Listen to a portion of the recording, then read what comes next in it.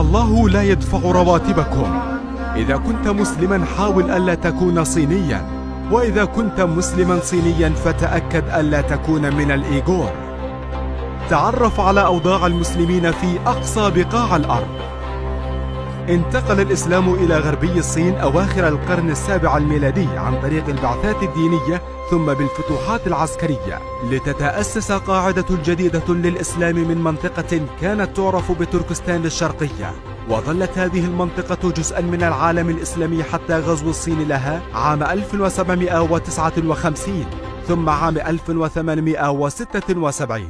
قاد مسلمو تركستان الشرقية عدة ثورات مسلحة لنيل استقلالهم، أخفقت بعضها ونجحت أخرى في إقامة دولة مستقلة على غرار ثورتي 1933 و 1944.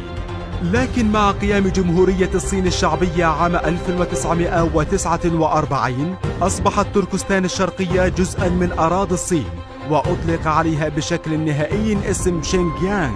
يبلغ عدد سكان الصين 1,300,000,000 إنسان، ينتمي 92% منهم إلى عرق الهان. أما المسلمون فيبلغ عددهم حوالي 23 مليونا وفق الإحصاءات الرسمية، ينتمون إلى 10 أعراق بينها شريحتان كبيرتان جدا: الهوي الذين يتحدثون الصينية، وهؤلاء لا يشكلون أي مشكلة لدى الصين، فهم موالون سياسيا ومبعثرون جغرافيا ولا يطالبون بالاستقلال. والإيغور الذين يمثلون مشكلة الصين وأرقها الدائم، هؤلاء يتحدثون لغة تركية ويطالبون بالاستقلال. سياسات الصين تجاه المسلمين. بعد قيام جمهورية الصين الشيوعية عام 1949 أضحى ترويج الإلحاد سياسة عامة للدولة تجاه الأديان، وعليه اتبعت الصين عدة سياسات في التعامل مع المسلمين. فكانت مرحلة المهادنة والإرضاء بين عامي 1949 و 1958، ثم مرحلة تحويل الهوية الإسلامية إلى هوية شيوعية عبر موجة العنف الأولى بين عامي 1958 و 1966. ثم لم تفلح تلك السياسات تماما، فبدأت الدولة تعطيل الشعائر الدينية ومنع الحج وإغلاق المعاهد الإسلامية. أما المرحلة الأخطر فجاءت مع انطلاق الثورة الثقافية ما بين عامي 1966 و 1976، فقد جرى ضرب رجال الدين وحرق المصاحف وتدمير المساجد وإغلاقها. ويقال إن في بكين كلها لم يبقى سوى مسجد واحد ليصلي به الدبلوماسيون، وفي شينجيانغ تركستان الشرقية جرى تدمير وإغلاق 97% من المساجد، لينخفض عددها من 20,000 إلى أقل من 500. ومع نهايات السبعينيات وبالتوازي مع الثورة الإسلامية الإيرانية وبدايات الجهاد الأفغاني جاءت مرحلة الصلح، فقد أعلنت الصين احترامها لمكانة جميع الأديان، وأعادت فتح أكثر من 1900 مسجد في شينجيانغ وحدها، بل وساهمت بنفقات إصلاح بعض المساجد وأعادت بعثات الحج والعطلات الإسلامية. وكانت هذه المرحلة بداية العصر الذهبي لمسلمي الهوي. تتعامل الصين مع مسلمي الهوي على أنهم المسلمون الحقيقيون، تمنحهم كل الحريات الدينية التي يريدون. ووصل عدد المساجد في الصين بفضلهم إلى 35,000 مسجد. أما الإيغور وبقية الأقليات التي لا تعرف تحدث الصينية جيدا وتنتشر في الغالب بإقليم شينجيانغ، فتفرض عليهم الصين رقابة صارمة وتمنعهم من أبسط حقوقهم. وأخذت حملات القمع بحقهم تتصاعد منذ أحداث 11 من سبتمبر أيلول 2011، فقد توفرت بيئة دولية تتسامح مع أي عنف في مواجهة الإسلاميين. يحظر على الإيغور النقاب وإطلاق اللحى وأحيانا الحجاب، ويجبرون بشكل دوري على تسليم المصاحف وسجادات الصلاة للسلطات المحلية خوفا من اكتشافها ومصادرتها خلال عمليات الدهم والتفتيش. كما أن الصيام تم منعه مرارا في المدارس العامة والمؤسسات الحكومية.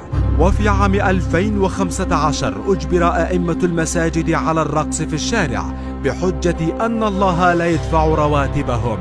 جوازات السفر تعد حلما لمسلمي الإيغور، أما أصحاب محلات السلع الغذائية فعليهم بيع الخمور والسجائر خوفا من إغلاق مصادر رزقهم. وإذا دخلت مسجدا في شينجيانغ فقد تجد لافتة تحذر من دخول أي شخص تحت سن 18 عاما. فالحكومة الشيوعية تتعامل مع إسلام الإيغور كما تتعامل منظمة الصحة العالمية مع التدخين، فلا يحق لك أن تمارس عبادتك قبل بلوغ سن الرشد. تنسحب الممارسات العنصرية أيضا على النواحي الاقتصادية، فالإيغور لا تعليم لهم ولا توظيف بحجة أنهم غير مؤهلين ولا يعرفون الصينية جيدا. إقليم غني لشعب فقير. تصنف الصين إقليم شينجيانغ كمنطقة خاصة تتمتع بحكم ذاتي نظريا، وهو إقليم صناعي يشكل سدس مساحة البلاد ويساهم بقدر كبير في ثروتها، ففيه حوالي 80% من إنتاج الصين النفطي و90% من إنتاجها من اليورانيوم. لكن غنى الإقليم لا يعود بالخير على المسلمين الإيغور، فالهان الذين بدأت الصين بتوطينهم في شينجيانغ منذ تسعينيات القرن الماضي هم الذين يعيشون الرفاه الحقيقي. وبفعل سياسة إغراق الإيغور ببحر من الهان يكاد يصبح الإيغور أقلية في أرضهم التاريخية، ليشكلوا 50% فقط من سكان الإقليم مقابل أكثر من 40% للهان الذين كانوا يشكلون في السابق 10% فقط. المقاومة لنيل الحقوق.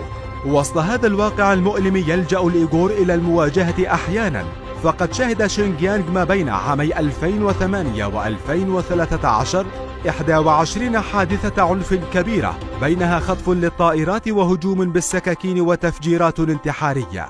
في المقابل يفضل بعض الإيغور الهرب من بلدهم والعيش مسالمين في بلاد أخرى أو الالتحاق بجماعات متشددة تنتشر حول العالم.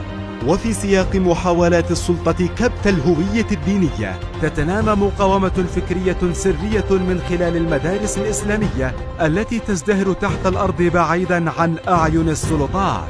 الإسلام في الصين عبارة عن إسلامين: إسلام ترضى عنه الصين ويخضع لسلطتها الكاملة، وإسلام لا يمكن كبحه بسهولة فيحل عليه الغضب.